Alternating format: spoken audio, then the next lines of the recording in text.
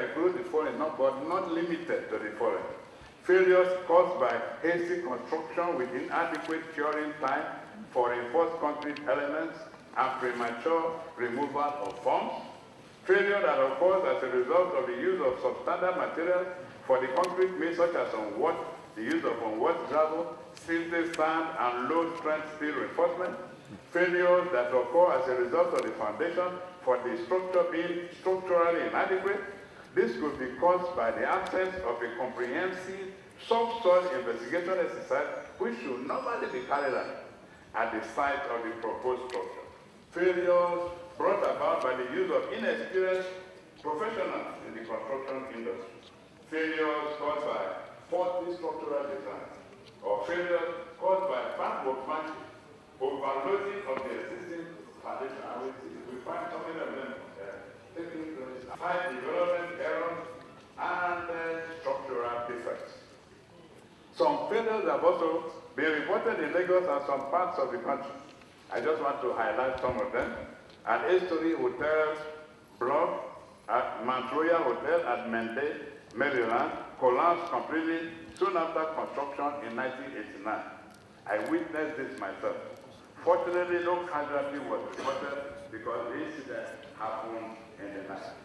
In June 1984, a 4-story building at the Laseni collapsed, one still under construction, killing so many workers and families. I came up with a fresh set of structural working drawings showing structural details of now a 5-story structure.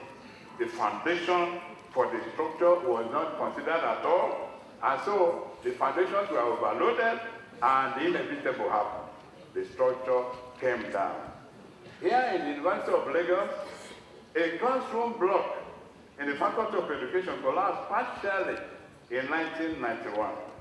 I know this very well because I was a member of the committee that was set up by the Vice Chancellor to investigate the reason why it collapsed. The building was constructed in 1971, and the partial failure occurred some 20 years later in 1991. Investigation revealed that the most probable cause of collapse was due to the fact that the slab reinforcing bars were not properly anchored into the supporting beams. And so these bars were leaving the beams slowly but surely until 20 years after the inevitable happened. Mr. Vice Chancellor, failures have so many effects. Effects of structural failure are both social and financial implications. These effects include the following: loss of human life. This is usually very tragic and devastating. The dead people could be the breadwinners of their families. Loss of income. If it is an office block that has collapsed, then both the owner and the occupier will lose their source of income. And this could bring about untold hardship to the affected people and their immediate families as well. Loss of social function. In the event that the collapsed building is a hospital or clinic or even a maternity home, the workers will lose their means of livelihood and the people in the community will lose, even if temporarily, the medical services provided by the hospital or clinic or the maternity home. Emotional trauma is yet another one. This could be very devastating. For example, it was reported that the owner of the 8-story hotel complex at Maryland died shortly after the collapse of the building. What was the reason? His heart could not take it.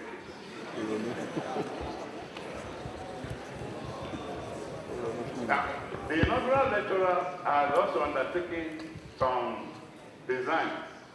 In my professional career as a structural engineer, I have designed and supervised all types of structures, including but not limited to the following: high-rise building structures, ultra-modern sports stadiums such as the one, the Nnamdi Azikiwe Sports Stadium in Enugu, swimming pools of different shapes and sizes, bridges of different sizes. In the University of Lagos, I've been privileged to be involved in so many designs and supervision. The following pictures will help to highlight them. We have the spectators grandstand of the University of Lagos Sports Center. This was designed in 1998. The amphitheater, which our students use a lot, they gather there to have Christian fellowship.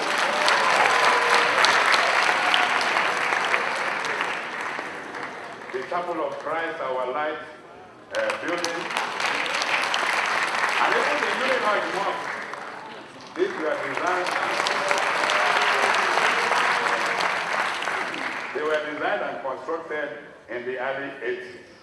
Ultra-modern science laboratory building project for the international school, a 4 or 5 story affair. The Faculty of Social Sciences building project, sponsored by Wahab Kolawiyo. This was in the late 90s. Medical Center building extension project in 1992. The chemistry laboratory building project, and the UNILAG consult office and shopping mall project before it was moved to its present location. Let me just throw some light there. Initially, it was conceived as a much bigger structure than the one that exists now, but I carried out that design. It was to have a shopping mall and so many other things, many other attractions. And it was to be sited along St. Finbar's Road.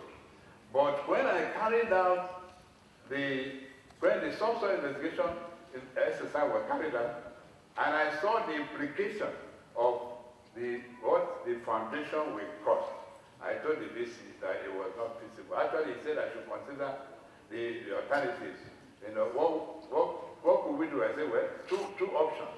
It's either we remove the bad soil because the underlying 8 meters of the soil from the natural ground level up to 8 meters consisted of peat, which is a decayed vegetable matter, which is very compressible.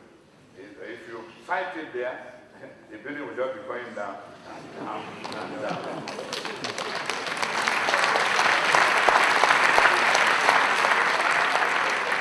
The visit said, well, there should be an option. I said, yes. We could use pile foundation. In other words, transfer the load to some depth below the natural ground level. When that was costed again, it was so high that the VC said, sorry, not on your life. We don't have that kind of money. And so they reduced the scope and then moved it to its present location. And none is showing any visible sign of distress. This underscores the obvious need to ensure that building structures are properly designed and constructed so that they will not do what? They will run for us.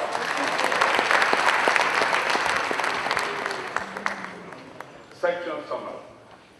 No structural engineer will like to be involved in the design of a structure that will eventually fail. This is because failure involves a colossal waste of scarce resources and the loss of very precious human lives. Considering only the above, every effort must be made to ensure that structures constructed do not collapse, either partially or wholly. Whatever needs to be done must be done properly. Finally, the inaugural lecturer believes that these structures are structured towards optimal infrastructural performance in Nigeria, then this will help governments and organized private sectors should have confidence in the results churned out by researchers in the various tertiary institutions in Nigeria and should be encouraged to support their practical applications. There should be continued focus on the development and usage of pozolans, as this will go a long way in reducing the usage and over-dependence on ordinary Portland cement and thereby stabilizing the cost. This will no doubt contribute to the achievement of the government's Millennium Development Goals. The various measures put in place by the Lagos State government to drastically reduce the structural collapses, and enforced throughout the whole country. In addition, a structural will always be prepared for completed building, and this should be endorsed by the structural engineer in charge. In the Scandinavian countries, standard closely linked with buildings regulations, prepared by a central regulator. In France, the country is more concerned with actual control on where both the designer must ensure jointly and severally that their work is of a satisfactory quality in accordance with the existing building regulations.